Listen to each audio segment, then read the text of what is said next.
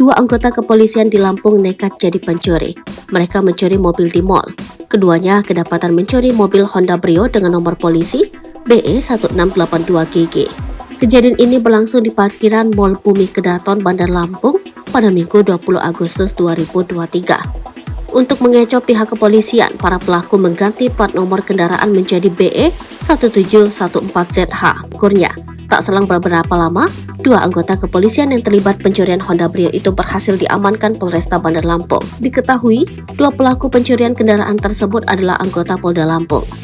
Kepala Bidang Hubungan Masyarakat Polda Lampung, Kombes Pol Umi Fadila Astuti, membenarkan informasi ini. Para pelaku dari kepolisian ini adalah Bribda Chandra dan Bribda Fajar. Mereka berhasil ditangkap oleh Jatantras Satreskrim Polresta Bandar Lampung pada Kamis 12 Oktober 2023 dini hari. Foto-foto penangkapan telah beredar luas di media sosial. Tampak muka Bribda Chandra masih mulus, alias belum terjamah pukulan yang biasanya dilayangkan warga atau aparat untuk membuat efek jerah. Umi menjelaskan bahwa penangkapan dua anggota kepolisian ini adalah perintah langsung dari Kapolda Lampung Irjen Pol Helmi Santika.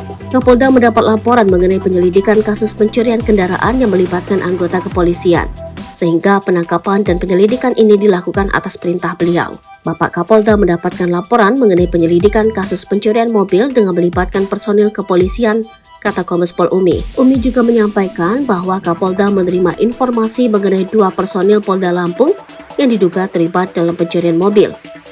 Ia mengatakan pimpinan langsung memerintahkan untuk pengusutan dan pengejaran pelaku, hingga akhirnya dua oknum tersebut ditangkap. Jadi benar penangkapan dan penyelidikan ini merupakan perintah langsung dari Bapak Kapolda, kata Kombes Pol Umi. Ia mengatakan Kapolda memerintahkan penangkapan terhadap dua oknum polisi tersebut. Pelaku melaksanakan pencurian dengan modus yang serupa dengan kasus di Poltabes Bandung. Kasus ini saat ini masih dalam tahap penyelidikan lebih lanjut oleh Satreskrim Polresta Bandar Lampung.